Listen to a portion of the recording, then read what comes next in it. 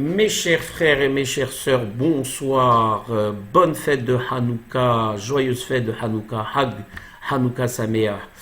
Alors, c'est vrai que j'avais promis qu'on continuait le cours concernant Jacob, mais mes amis m'ont dit, Jacob, il faut que tu nous parles de Hanouka, on n'aura pas l'occasion, c'est une semaine seulement, s'il te plaît, parle-nous de Hanouka. Donc j'ai inséré ce cours au milieu, je vous promets que le cours promis sur Jacob, la deuxième partie, aura lieu, Be'ezat Hashem.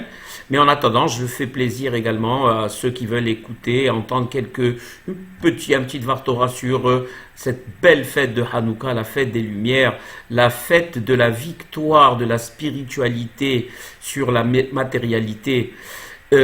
Avant tout cela, je voudrais juste faire quelques petites annonces. Alors, première annonce, dire que d'abord j'ai été très content d'avoir eu beaucoup de vues sur mon premier cours sur Jacob, et je vous encourage, Be'ezat Hashem, non seulement à regarder la vidéo, mais à la faire passer. C'est une mitzvah de diffuser la Torah. Ça, c'est justement ce combat qu'ont gagné les Hashmonaïm sur les Grecs. Les Grecs voulaient empêcher justement la diffusion de cette Torah, et les Hashmonaïm, en imposant des lois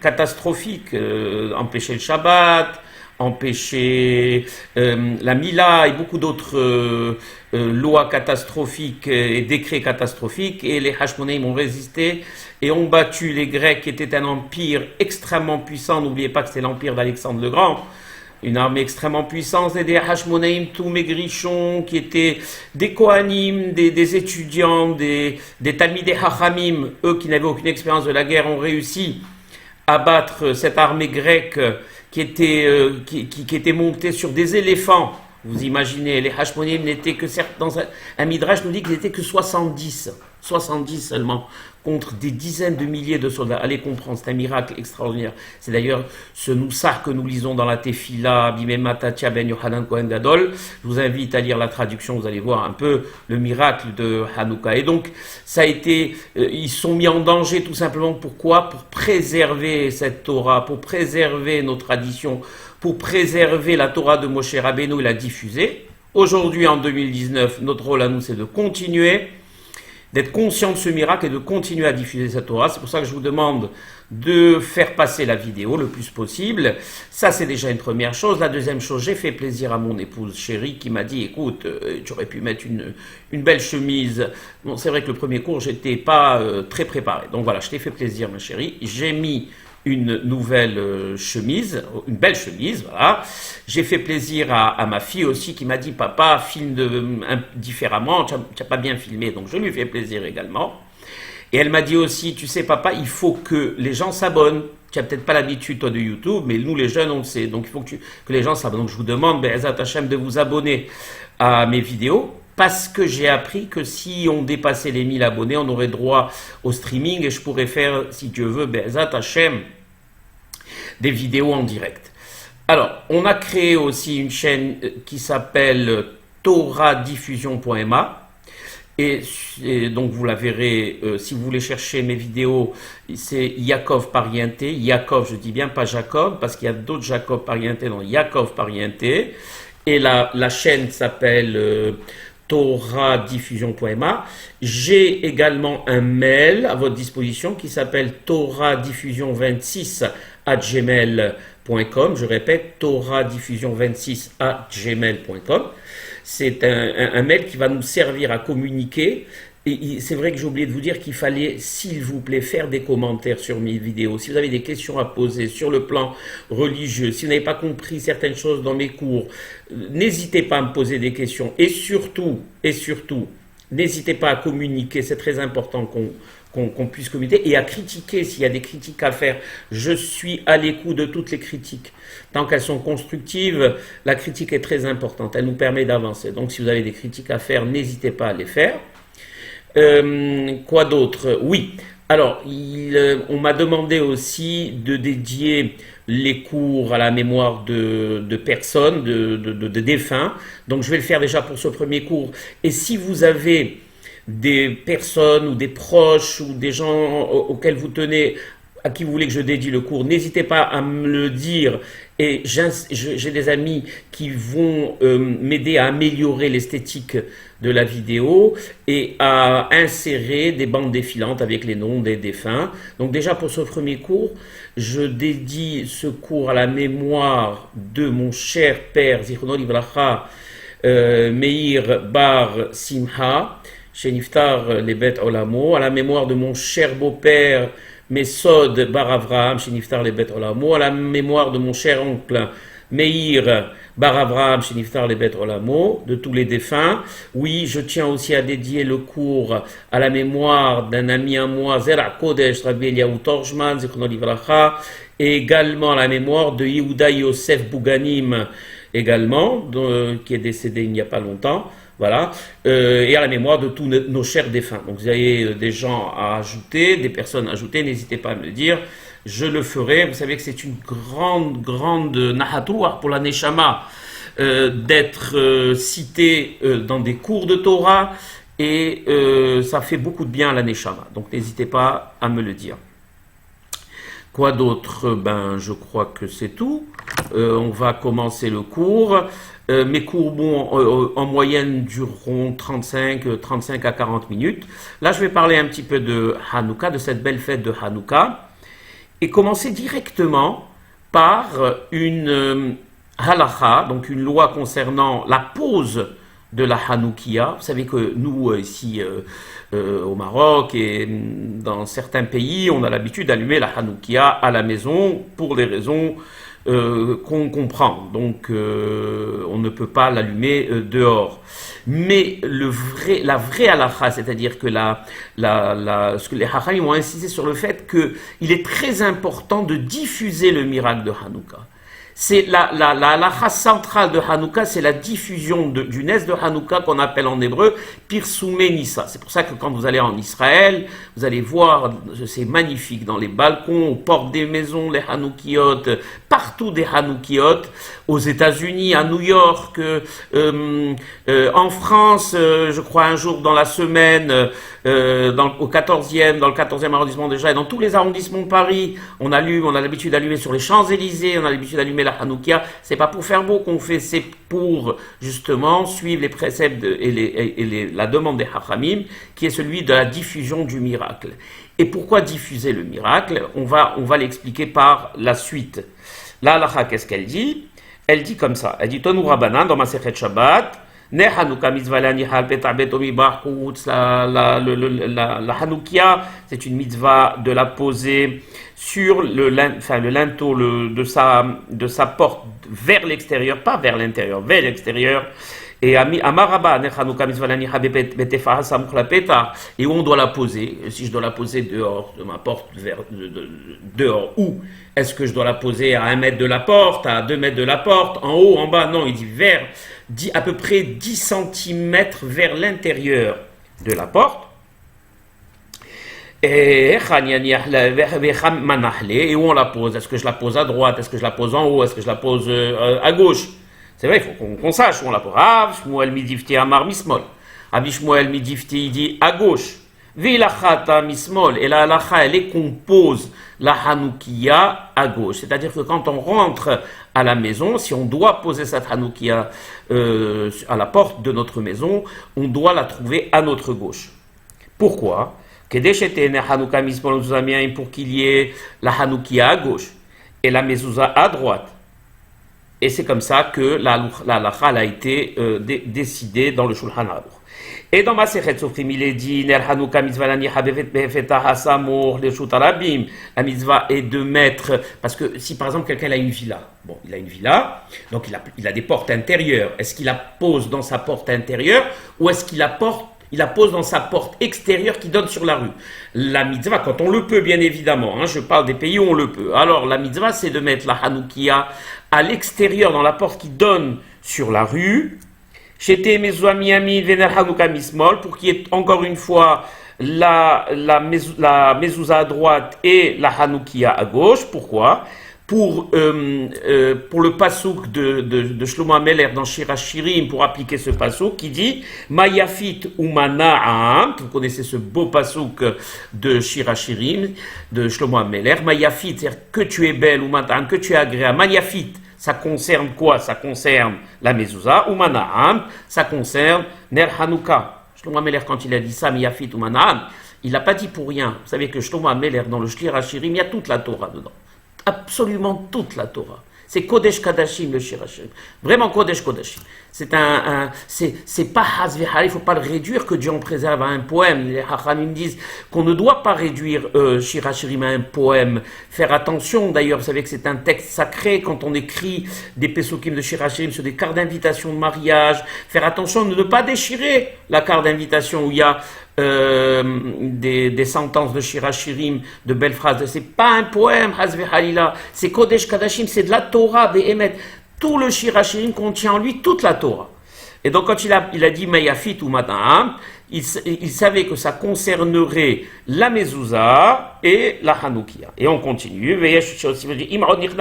Betalit Katan, il dit que si on a la chance de porter sur nous le Talit Katan, alors à ce moment-là, on va appliquer le passouk qui dit Vahut hamshulash lobim re'ainatek. Vous savez qu'une corde, quand elle est tressée de 3 fils, elle est très difficilement cassable. Et c'est pour cela que les Hachamim répètent très souvent cette sentence Vahut hamshulash lobim re'ainatek, c'est-à-dire une corde tressée de 3 fils ne se casse pas facilement. Et on fait référence à quoi? Ces 3 fils, c'est quoi? Alors très souvent on dit par exemple Israël, le peuple d'Israël, Hakadosh Baruch Hu et la Torah, voici 3 choses qui font que quand elles sont liées ensemble, alors tout est très solide, le Ham Israël est solide et tout est très solide. Aussi, on le dit au niveau de cette mitzvah, ça concerne le tzitzit, la Hanoukia et la mezouza. C'est-à-dire qu'on va rentrer à la maison avec le talit sur nous, on va embrasser la mezouza à droite, on aura la Hanoukia à gauche. Quoi de mieux? Il n'y a rien de plus solide que ça. Et on ramène aussi on va dire une symbolique dans un passo qui nous dit, vous savez on dit et semar dans la Hamida, on dit et semar David avdecha merat atzmiya. C'est quoi et semar David avdecha? Et semar, c'est, on va dire un rejeton, le rejeton entre guillemets, attention c'est un terme, c'est pas un terme péjoratif, la descendance de David. Qui est le descendant de David? Eh ben c'est le Mashiach. On dit à Kadosh Baruch Hu et semar David avdecha merat atzmiya. Cette descendance de David, donc le Messie, s'il te plaît, amène-le-nous vite. Et en même temps, Tsemar, il y a 3 lettres qui le forment, c'est Tzadé qui veut dire Tzitzit, Mem qui veut dire Mezouza, et Het qui veut dire Hanoukia. Donc on par ces 3 mitzvot encore, on rappelle encore ce pasouk merveilleux que tout le monde attend, c'est-à-dire la venue du Mashiach. Et on commence déjà à l'attendre comme ça. Quand on fait ces 3 mitzvot, on commence déjà, entre guillemets, à provoquer Akadosh Baruch Hu pour qu'il nous fasse sortir de cette Galou Bimhera. Il y a aussi, il ramène le Rav Schlesinger ici, qu'il avait vu dans une psikta, et si on a la chance aussi également d'avoir les téphilines sur la tête, alors là, on est entouré de 4 mitzvot, la mezouza, ner Hanouka, le tzitzit et les téphilines. C'est magnifique. Voilà. Et alors maintenant, on va essayer de comprendre, on a parlé de 4 mitzvot qui sont, rappelez-vous bien, la mezouza, la hanoukia, le tzitzit et les téphilines. Pourquoi est-ce qu'on parle de ces 4 mitzvot? Alors pour pouvoir comprendre pourquoi est-ce qu'on a parlé de ces 4 mitzvot, c'est parce que ces 4 mitzvot très importantes. Comment? Vous savez que les hachamim, la seule mitzvah qui nous ont demandé de diffuser, ce qu'on appelle, comme j'ai dit au début du cours, Pirsum et Nissa, c'est-à-dire diffuser cette mitzvah en public, c'est la mitzvah de Hanouka. Alors qu'on a pas mal d'autres mitzvot qui sont très importantes. Les Hachamim posent la question, et alors, les 4 kosot de Pessah, les 4 verres que nous buvons à Pessah, Pessah, c'est une fête hyper importante, c'est la fête de la sortie d'Égypte, c'est la base de toute la religion, la base de toute la Emouna, c'est Yetziat Mitzrayim. Tout repose sur Yetziat Mitzrayim. Toutes les Berachot, on dit toujours Zechel Yetziat Mitzrayim, Zechel Yetziat Mitzrayim, le Kiddush au Shabbat, Zechel Yetziat Mitzrayim, Mitzrayim, et on aura l'occasion d'en parler.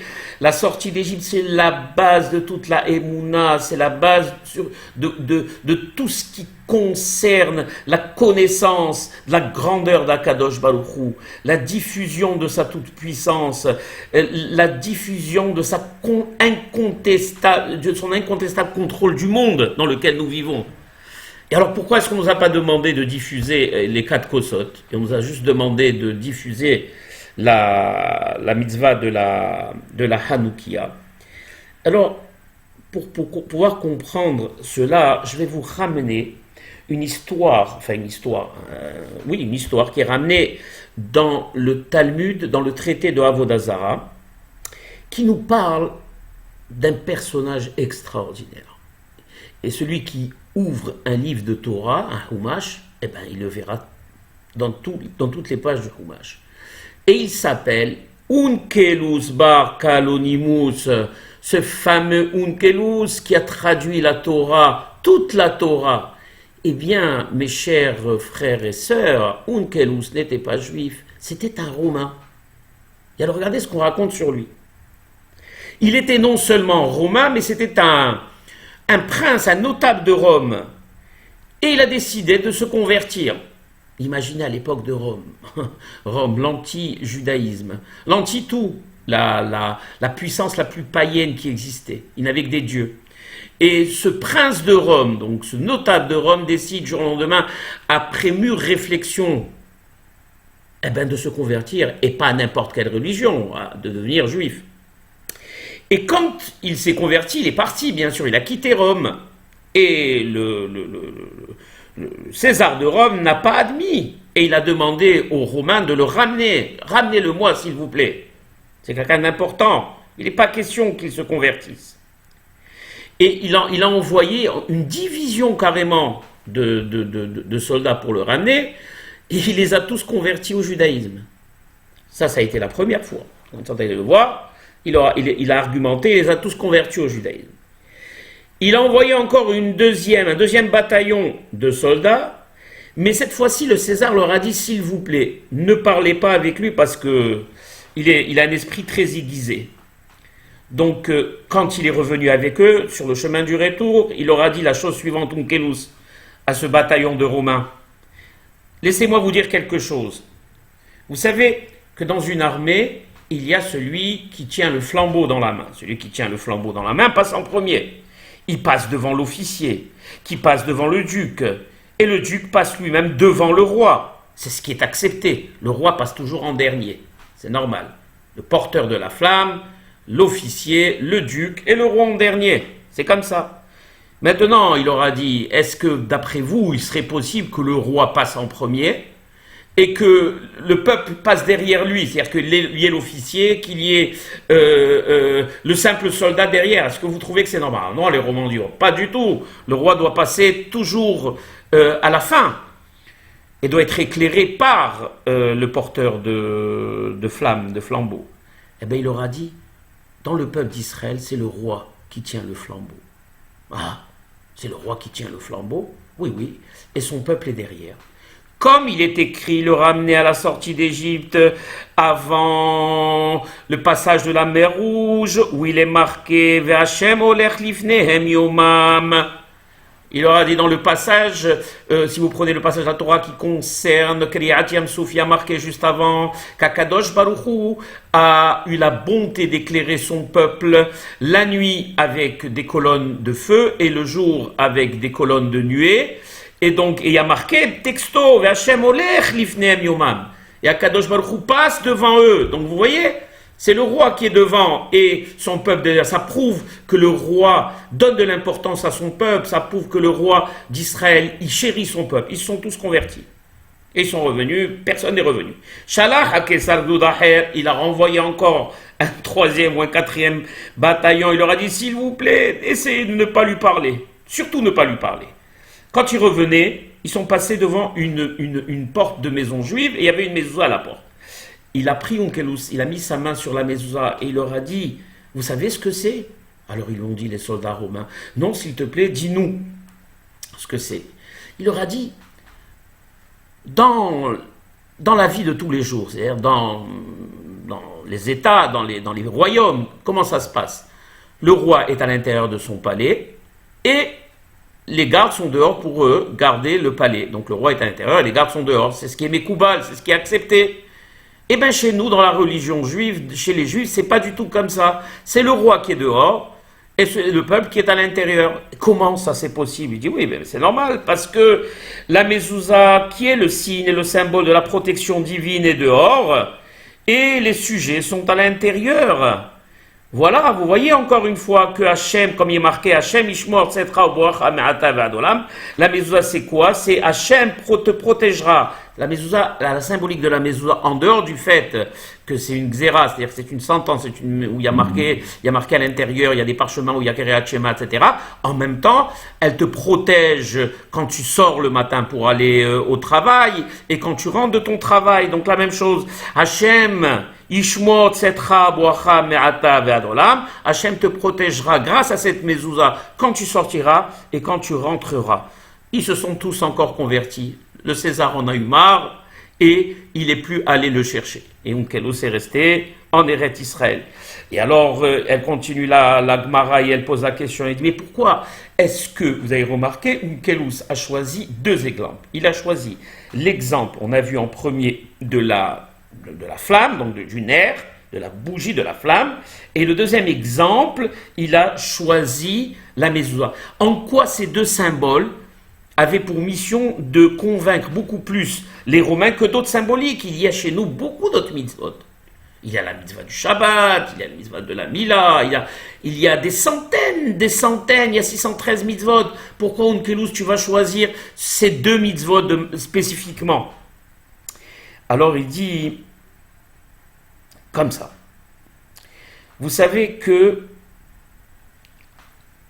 il y a marqué que s'il y a un défaut qui est grave, c'est celui de l'orgueil.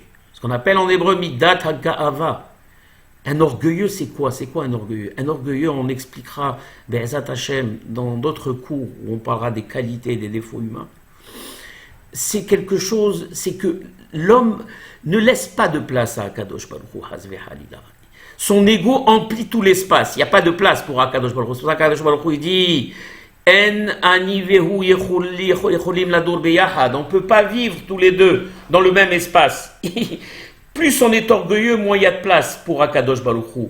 Plus on est modeste, et plus on se contracte, et plus on laisse d'espace, et Akadosh Baruch Hu nous pénètre. Et donc ici également, ils disent les Hachamim que vous savez, la mida de la Ga'ava, l'orgueil est une mida, un défaut qu'on doit éradiquer. Éradiquer. Autant Rambam nous ramène et nous dit, vous savez, on a tous des défauts, tout le monde a des défauts. Et alors comment on peut corriger un défaut? Par exemple, quelqu'un qui est extrêmement radin, eh bien, ils disent les Hachamim, il doit aller au départ à l'extrémité. C'est-à-dire qu'il doit être extrêmement généreux pour revenir au chemin du milieu, dans tous les domaines. Le Rambam nous dit, à la vache Shalom, il nous dit, Maïmonide, que le meilleur chemin, c'est celui du milieu. Dans toutes les qualités humaines, dans tous les défauts qu'on a, pour pouvoir les corriger, il faut aller à l'extrême pour arriver toujours dans le chemin du milieu. Il y a par contre un défaut sur lequel il n'y a pas de solution, et ça, il faut l'éradiquer complètement, c'est l'orgueil, la gava. Par contre, les Hachamim nous apprennent une chose. Ils disent que c'est vrai que l'orgueil est un défaut majeur qu'il faut éradiquer, mais il y a un domaine où il est accepté. Il y a un domaine où on peut l'utiliser. Et dans quoi c'est? Ils disent les Hachamim, c'est dans le domaine du fait d'être orgueilleux et d'être fier d'être juif. D'être fier d'être religieux, d'être fier d'appliquer les préceptes de la Torah et le faire savoir. Comme il est marqué dans la Torah, Gvalibo Bedarke Hashem, c'est-à-dire quelqu'un qui est orgueilleux de suivre les principes de Hakadosh Baruch Hu. Voilà. Dans ce domaine-là, à ce moment-là, ça devient quelque chose de positif. L'orgueil devient quelque chose de positif. Là, c'est un orgueil, on va dire, permis, comme il dit ici le Rav Schlesinger. Pourquoi donc Onkelos leur a amené ces exemples qui sont celui du nerf, donc de la bougie, de la flamme, et l'exemple de la mezouza? Vous avez remarqué que ce sont deux exemples qui concernent l'extérieur. Quelque chose qu'on pose à l'extérieur. Le nerf, donc le flambeau, c'est quelque chose qu'on porte à l'extérieur, et la mezouza, c'est quelque chose. Pourquoi?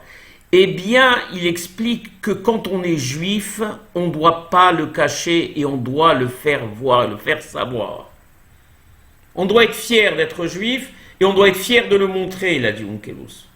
Donc si je choisis l'exemple de la Hanoukia c'est quoi? Qu'on pose dehors, ou cette symbolique de la flamme qu'on pose dehors, c'est exactement la même chose. C'est-à-dire que dans cette maison, quand on va passer, on va savoir qu'il y a un juif qui y habite, et qui est fier d'appliquer les commandements de Akadosh Baruch Hu, qui ne se cache pas. Bien évidemment, mes chers frères et sœurs, je ne suis pas quelqu'un de naïf. Je sais très bien que dans un endroit ou dans des pays où c'est dangereux, la Torah jamais nous demandera de faire une chose pareille. Au contraire, il faut se faire le plus petit possible, ça c'est évident, je n'en discute même pas. Même des fois, on est obligé de mettre la mezouza à l'intérieur parce que tout simplement, on peut nous la casser, ou on peut nous la dérober, ou on peut taguer nos portes, etc. Tout ça, on le sait. Donc, quand on parle, quand les Hachamim parlent d'être fiers et de le montrer, ben c'est dans les endroits où on peut le faire. Et on n'a pas le droit de ne pas le faire dans les endroits où on peut le faire. Dans les endroits où on ne peut pas le faire, on ne doit pas le faire. Non seulement on ne doit pas braver, on ne doit pas le faire. C'est même péché de braver. C'est même dangereux de se mettre en danger. Par contre, dans les endroits où on a le droit de le faire, comme dit Onkelos ici à l'époque, il y a de cela des milliers d'années, en Eretz Israël, on avait le droit de le faire. Et même là, en Eretz Israël, on a le droit de le faire. Un juif, il ne doit pas cacher sa fierté d'être juif et d'appliquer les préceptes du judaïsme. Et donc la Hanoukia, c'est cette symbolique. La mezouza également. Quand on voit une mezouza à une porte, qu'est-ce qu'on dit? On dit, eh bien là habite un juif qui applique et qui est fier d'appliquer les préceptes d'Akadosh Baruch Hu et qui clame haut et fort, comme il est marqué dans la mezouza, Ve'ahavta et Hashem Elokecha bechol levavecha ufchol nafshecha ufchol meodecha. On est fier de dire qu'on aime Akadosh Baruch Hu de toute notre âme, de toute notre aide, de tous nos moyens, Baruch Hashem. Et non seulement on l'aime, mais on le montre à tous les gens à l'extérieur. C'est pour ça que les Hachamim ont insisté pour que la Hanoukia, on la voit dehors et qu'on se rappelle, que les gens passent et ils se rappellent des miracles de l'époque des Hashmonaïm. Nos fêtes à nous, c'est pas des fêtes qui relatent le passé, Hazve Halila. Ce sont des fêtes du présent. Ce sont des fêtes qui doivent nous apporter la réflexion, qui doivent nous, je vais retrouver le terme, nous requinquer, nous rebooster, nous rendre fiers tous les jours de plus en plus d'être juifs dans un monde où on a de plus de difficultés et de plus en plus de difficultés à le ressentir. Et ces fêtes-là, quand il y a une fête, on est tous heureux, on est tous contents, parce que ça nous replonge, ça nous ressource. Cette symbolique-là, elle est extraordinaire. Et là, on est à l'intérieur, justement, on met cette Hanoukia, et même les gens qui ne sont pas religieux, eh ben, ils se posent des questions. Ils disent, tiens, cette Hanoukia, de quoi elle parle? Et il pose la question et on lui répond. Ça lui permet d'être au courant. Parce que chez nous, personne, on ne doit, Hazve Haïla, rejeter personne. Tout le monde est le bienvenu. Tout le monde est juif de manière égale, et notre devoir à nous, c'est de leur faire aimer la religion, de leur faire aimer les traditions. Comme il est marqué, quand on dit Ve'ahavta et Hashem Elokecha, ils disent, Hachamim nous disent, Aase sheshmo shel hakadosh baruch hu yihye ahuv la biriot.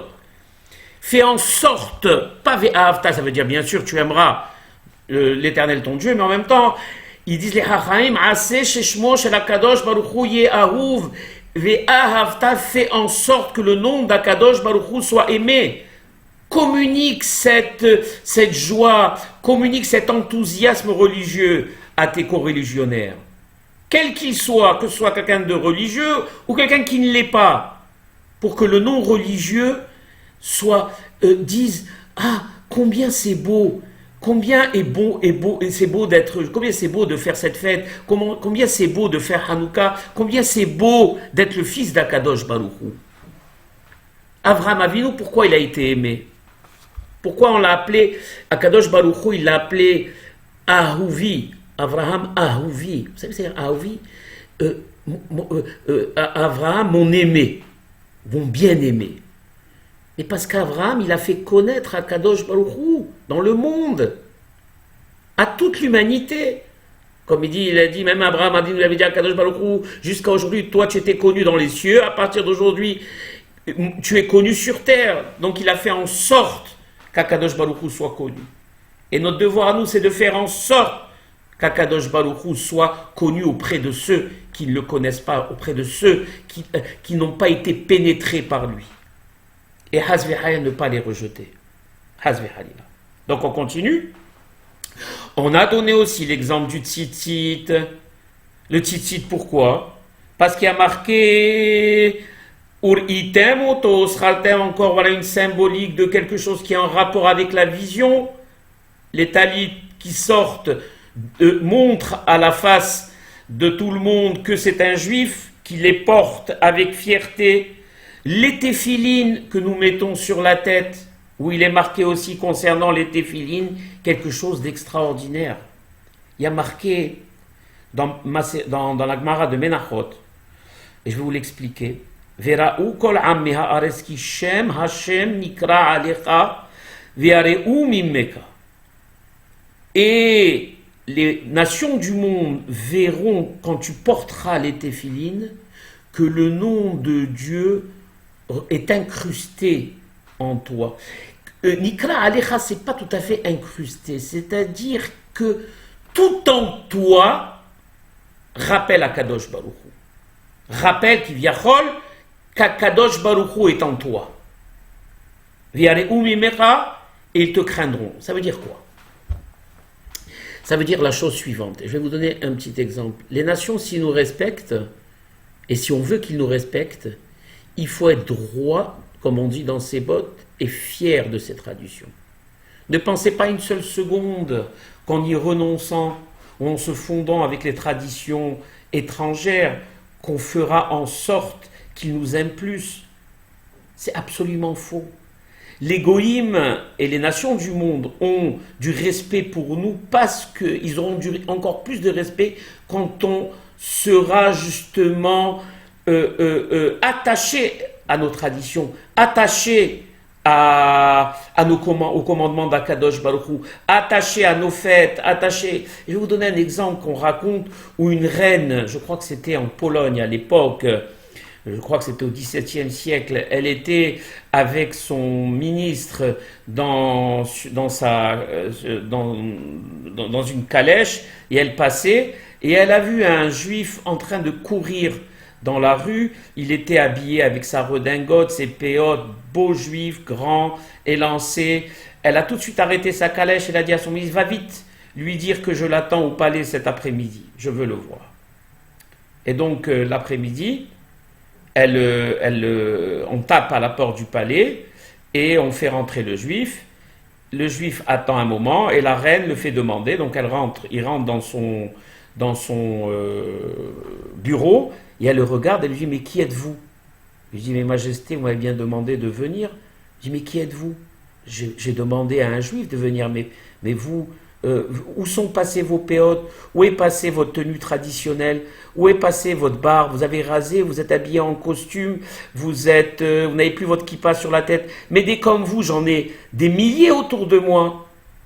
Ce qui m'intéressait, c'était votre singularité, c'était de parler avec vous, d'échanger avec vous. C'est ce qui me plaisait en vous. Retournez d'où vous venez, des comme vous, j'en ai des milliers. Et vous ne m'apportez rien de nouveau. C'est exactement la même chose. Les peuples du monde, qu'on le veuille ou non, au fond d'eux, comme il est écrit dans le passage que je viens de traduire, ont de l'admiration pour le peuple juif. Vous savez pourquoi il a... Et je vais vous raconter encore une autre histoire qu'on raconte sur Napoléon, qui à l'époque, je l'ai déjà raconté plusieurs fois, mais j'aime à la raconter, qui à l'époque était, pendant ses campagnes, il était passé à Paris, je crois, à la grande synagogue de Paris, et c'était le jour de Tchave Av. et il avait vu des juifs par terre en train de pleurer à chaudes larmes, pas rasés, et s'est donc approché de l'officiant et lui a dit, mais pourquoi vous vous lamentez, pourquoi vous pleurez? Alors ils lui ont dit, c'était à l'époque, il était empereur, oui je pense, ou chef des armées, ils lui ont dit, mais vous savez, on pleure parce que notre temple a été brûlé. Il dit, votre temple a été brûlé? Mais j'ai pas entendu parler d'un temple brûlé. Il lui dit, oui, mais vous ne pouviez pas, parce que c'est un temple qui a été brûlé il y a déjà 2000 ans. Et alors Napoléon était complètement étonné. Il a dit, comment, mais vous pleurez, vous vous lamentez d'un temple qui a été brûlé il y a 2000 ans comme si c'était hier. J'arrive pas à comprendre. Cette émotion, elle est très forte. On dirait que c'était hier seulement que vous aviez perdu votre temple. Et en sortant, il a dit à ses officiers, un peuple qui pleure sur son passé de telle manière, avec tellement de force, aura sûrement un avenir. Voilà, c'est la base de tout. S'il y a quelque chose à retenir de mon cours d'aujourd'hui et de cette fête de Hanouka et de Onkelos, ce qu'il a amené justement, c'est que un peuple qui est fier de ses traditions, un peuple qui est fier de son passé, un peuple qui est fier d'appartenir, que nous soyons les enfants d'Abraham, Isaac et de Jacob, que nous soyons les enfants de Salomon, de David, des Tanaïm Akdoshim, de tous ces grands Hachamim, et qui est fier de l'être, alors aura forcément un avenir. Soyez-en sûrs.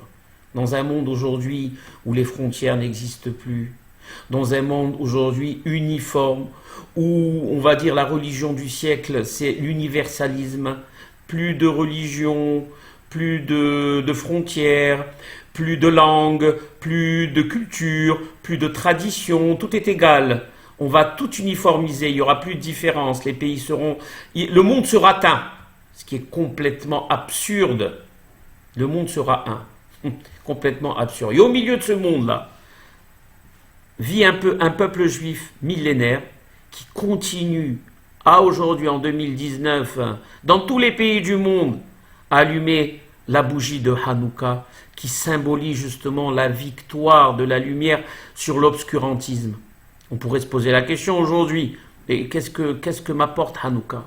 Eh bien Hanouka, quand tu vas l'allumer, tu vas t'asseoir devant, comme ils disent les Rachamim, et tu vas regarder les bougies, la flamme de Hanouka, tu vas comprendre qu'elle symbolise justement cette lumière, cette tradition, cet héritage que nous ont légué nos ancêtres à nous et qui doit faire de nous des gens meilleurs, apporter la lumière au monde.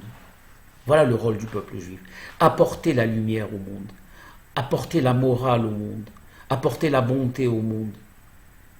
Tous ces principes-là qui malheureusement disparaissent de plus en plus, eh bien le peuple juif, sans relâche, essaye toujours, encore et encore, de les amener et de les ramener autour de lui. Voilà. Donc, on va s'arrêter ici. Et, Be'ezat Hashem, on reprendra très bientôt pour le cours sur Jacob.